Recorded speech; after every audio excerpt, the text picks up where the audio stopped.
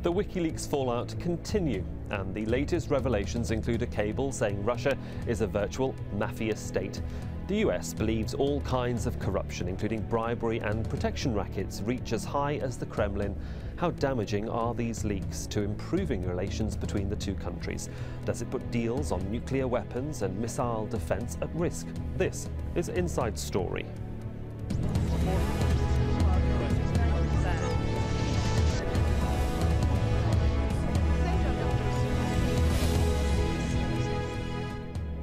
Hello and welcome to the programme. I'm Sahil Rahman. Russia is seen by the US as an oligarchy run by the secret services. That's according to US diplomatic cables released by the whistleblowing website WikiLeaks. Prime Minister Vladimir Putin has denied it and warned the US not to interfere with internal politics. But the unvarnished views in the cables are likely to make it much harder to win friends and influence people in Moscow at a time of critical diplomatic importance, as Mark Orchard reports. Ever since President Obama took office, he's been working to improve US-Russia relations. A summit meeting over burgers, just one element. But even as the two shared French fries, US officials were preparing to roll up a Russian spy ring. Old enemies, not yet ready to be real friends. But behind the smiles, what does Washington really think of Moscow? The latest confidential cables offer a blunt assessment. Former President and current Prime Minister Vladimir Putin is portrayed as an autocrat. Corruption is described as pervading all areas of Russian government and business, all the way up to and including the Kremlin. In one cable, a US diplomat recounts the words of a wealthy Russian businessman who describes corruption as worse than the US can possibly imagine. Particular attention is focused on the former mayor of Moscow, hand-picked by the Kremlin. Yuri Lushkov is called a growing liability for the Kremlin, overseeing a vast corrupt system. That mayor has since been fired for corruption. The stark language in these diplomatic messages paints a devastatingly bleak picture. Russia is summed up as a mafia state. The assessment will anger Moscow, embarrass Washington, and put the new, warmer relationship to a real test. Mark Orchard, Al Jazeera. Well, my guests on the programme today in Moscow, Dmitry Babich, a political analyst at Russia Profile magazine. In Oxford, England, Federico Varese, Professor of Criminology at the University of Oxford. And in Washington, D.C., Ivan Elan, Director of the Centre on Peace and Liberty at the Independent Institute. Gentlemen, welcome to Inside Story. Dmitry, can I begin with you in Moscow? How would you describe Russia-US relations both before and now after the WikiLeaks leak? Well, I don't think it will have a major impact on relations because the Russian authorities have known for a long time that American diplomats and the mainstream American media do not view our country very positively and certainly do not view the state officials running Russia now very positively. So there is nothing new about it. And I don't think Putin's reaction was in any way different from the reaction of most of the world's leaders. I would say it was even milder than the reaction of, say, Turkish Prime Minister Erdogan, who got really insulted with what he read on WikiLeaks. I think the relations are basically pragmatic now, so they won't suffer. Ivan Elan, can I bring you in here from the other side of the Atlantic? I mean, what is the perception of how Russia, for example, has reacted to these leaks? Well, I think that's absolutely correct. Everyone knows what the situation is in Russia, including the Russians. And I think you have the rhetorical level, and then you also have how nations really behave underneath all that. And that is nations behave in their self-interest. And it's in the U.S. and Russian interests to cooperate more because of the rising China. And so I think that's what you're seeing. I think the START treaty won't be endangered by this because the Russians need that more than the United States. And I also think that the United States needs Russia because of China and that sort of thing. And so I think it's a mutually beneficial relationship, and this will be a passing ship in the night, and things will go on much as they have been, improving the relationship. We'll certainly touch on START and international relations. We'll flesh that out a little bit later. Federico Varese, can I just bring you in here? You've listened to what our guests both in Moscow and Washington, D.C. have had to say. Is the international community perhaps giving too much, or even the media perhaps giving too much importance to what's being said in these, what should have been very private cables from American missions to Washington?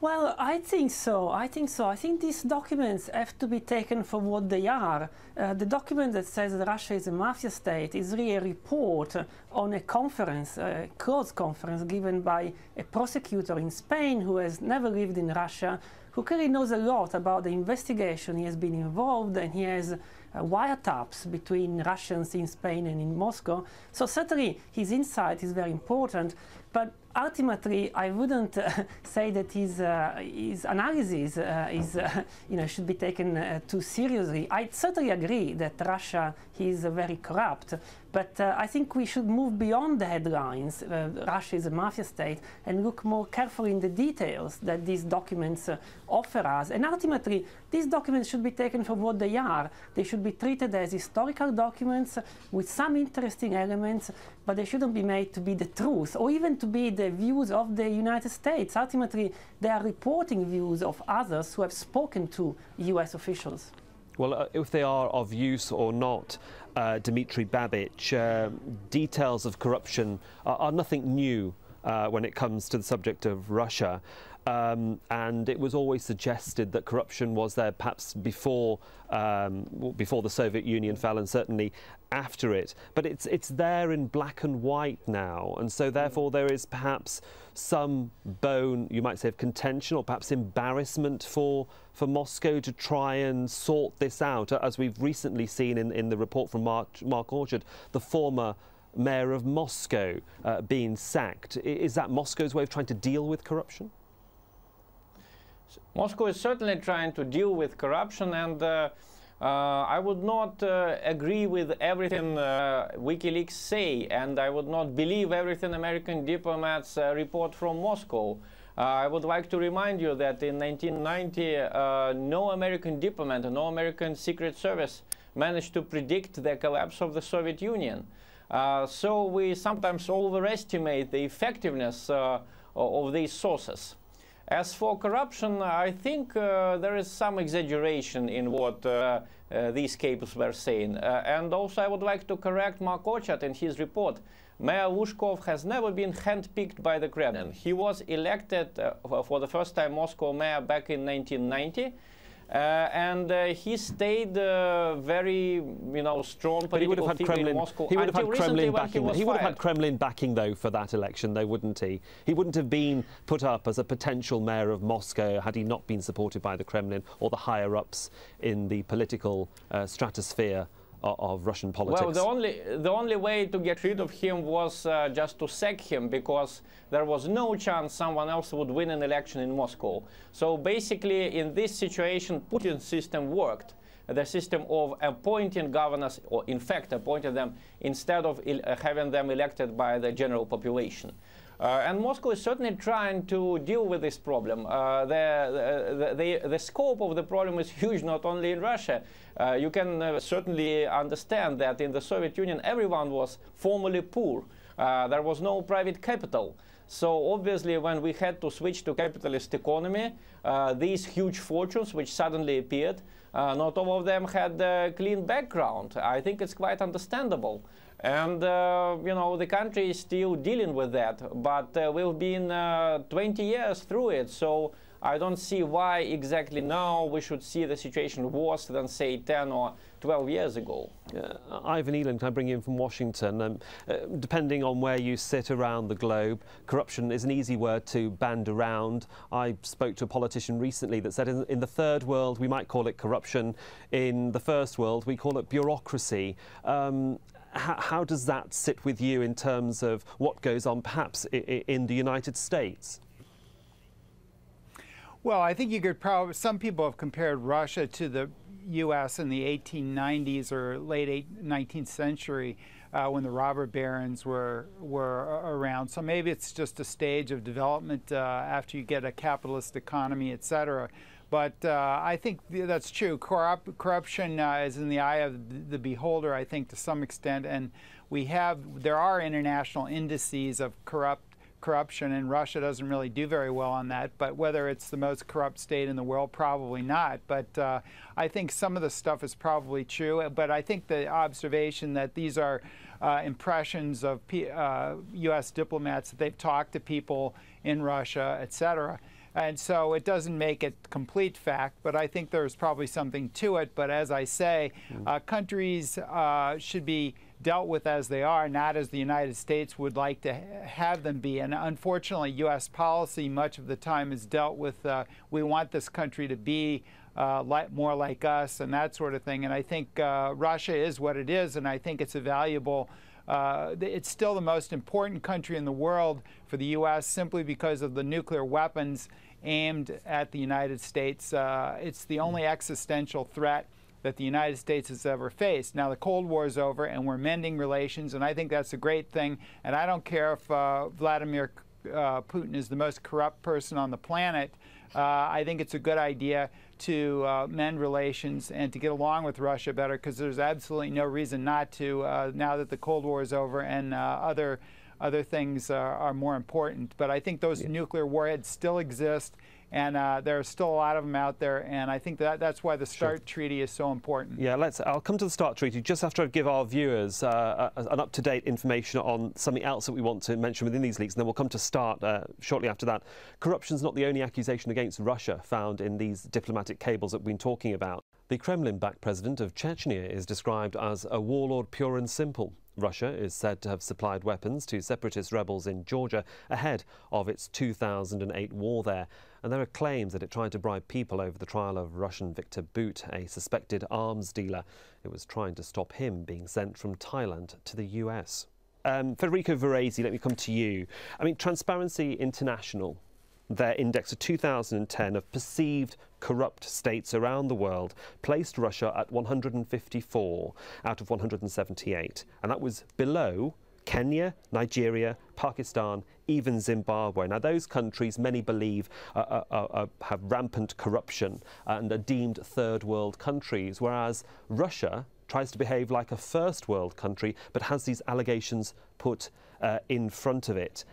How is it going to get out of something like this?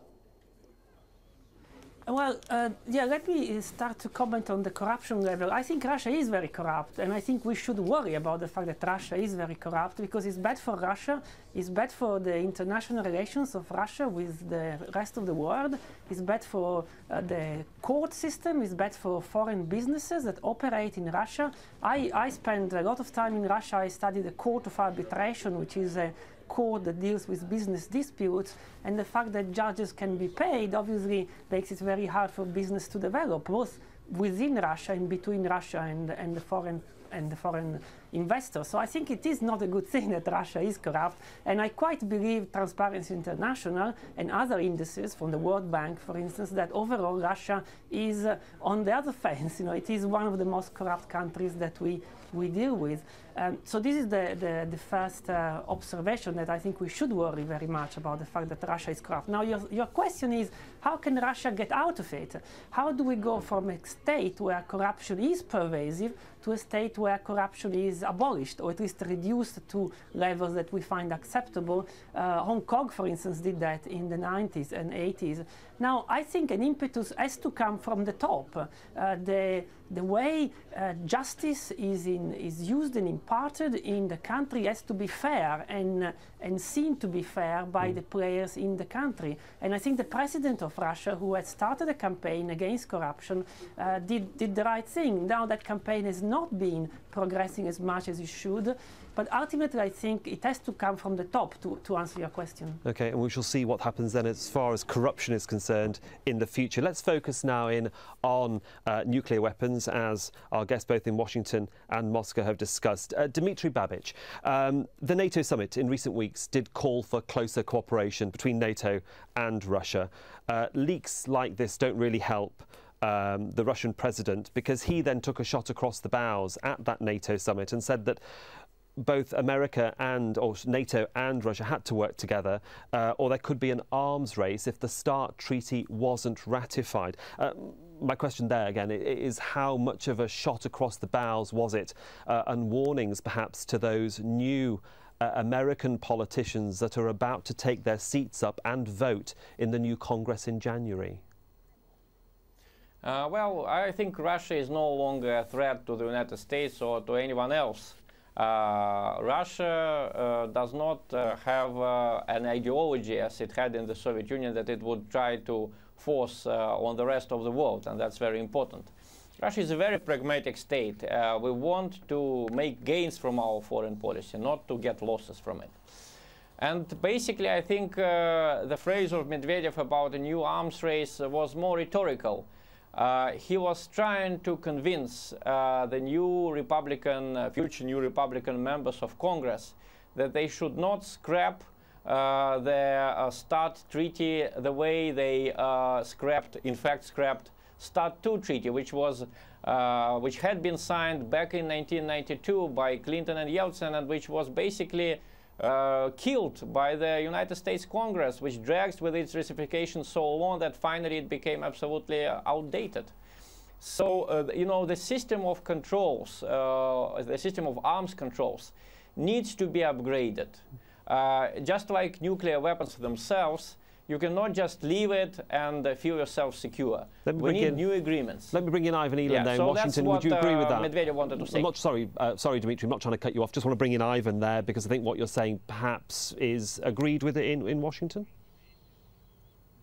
Well, I think that the treaty will eventually go through. The Republicans are raising the price. Now, whether I thought it would go through in this lame duck session, but it's had more problems, I think, because the Republicans know that they can get a better deal when the more Republicans come to town after January.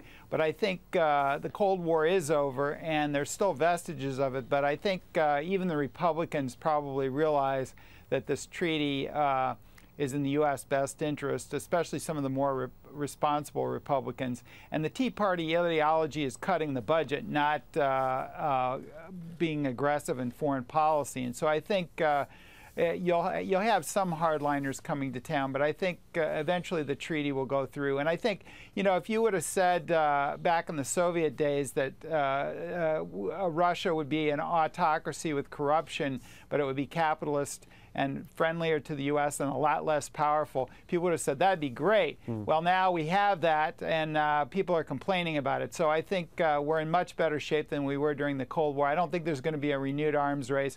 I think the treaty will go through, and I think it's really needed because the two countries have no reason not to improve their relations, no matter what this rhetoric in the WikiLeaks documents. Actually, let me give our viewers some background to this, because the fallout from WikiLeaks might include the already struggling, as we've said, START nuclear arms control treaty.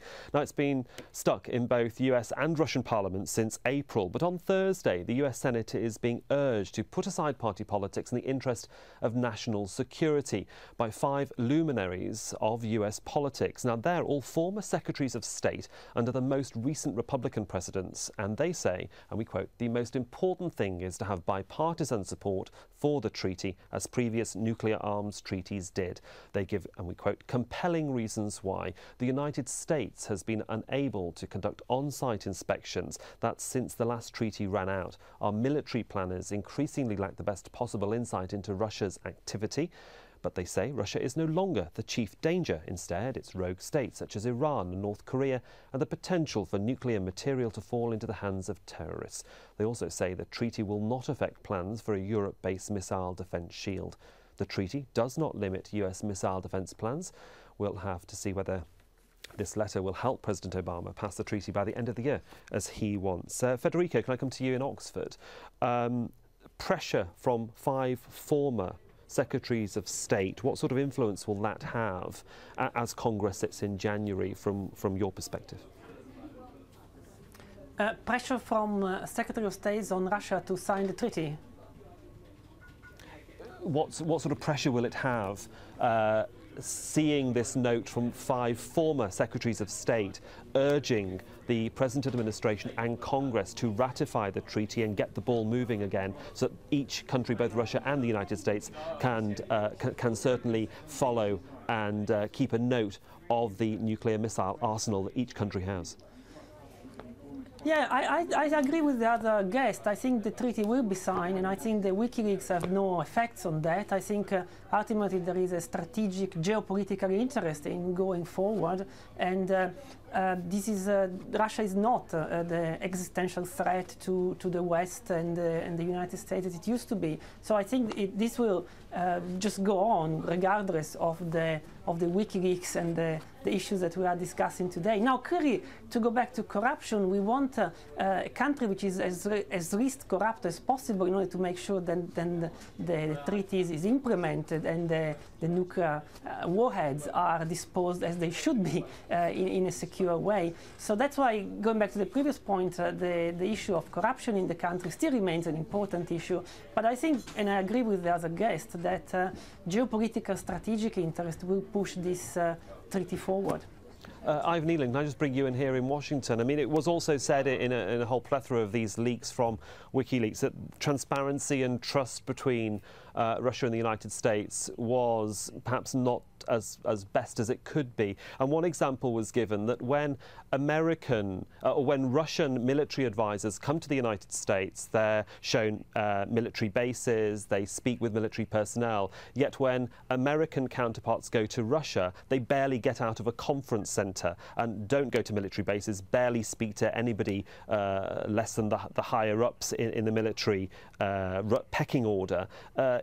That trust deficit is something that has to be overcome, even during the Obama administration and new Congress. Well, I think, and that's why the treaty is valuable. The warhead cuts are only 30%, and the launchers are cut as well, but not that much. And but the real thing about the treaty is it mandates this transparency, and we haven't had that since the treaty lapsed. And I think that's enforced transparency, and that's even more important when you're dealing with Russia, because as you point out, the United States is still a more open society than Russia. Now, I think we have better access than we did during the Cold War, and that's good. So I think we need to compare everything with what happened during the Cold War, but I think this treaty is enforced verification and transparency, and that's a good thing. It requires Russia to open up its nuclear weapons complex to the U.S., and I think the same with the U.S. Opening it up to Russia. But that's very important because and that's the most important thing in the treaty, so that each side knows what it's doing, and that's very important when you still have all these warheads aimed at each other. And it's still an existential threat because those warheads are there. Now, I don't think there's the tension that there was during the Cold War, but Russia is very important to the United States from a security standpoint, and people forget that because it's still the most important country, because it still has all those nuclear warheads, and indeed, we still need to have good relations with Russia. Sorry, don't mean to cut you off, but I need to bring in Dmitry just as we're coming to the end of our programme. Dmitry, just for the final word, Mr. Obama said he wanted to reset that button and relationship with Russia, despite WikiLeaks, despite the problems that seem to be perceived between Russia and America in terms of trying to get the START treaty ratified. Can he reset the button? I think he can, and I think these WikiLeaks leaks show that basically the weaknesses of American diplomacy. They simplify Russia in the same way they simplify Middle East when they say it's all a basket case. And also I would like to say that Russia is in fact a supporter of openness. During the last agreement, President Bush did not want verification. It was Russia that insisted on verification because we have less money, and obviously the United States is at advantage in any possible arms race between Russia and the United States. But I think this arms race is basically not possible now. And there, Dmitry, I have to leave it, I'm afraid, to all of my guests. Dmitry Babich in Moscow, Federico Varese in Oxford, England, and Ivan Eland in Washington, D.C. Gentlemen, thank you very much for joining me on this edition of Inside Story, and thank you for watching the programme. We do welcome your comments and suggestions. Please do email them to us at insidestory@aljazeera.net. From me, Sahil Rahman. Bye-bye.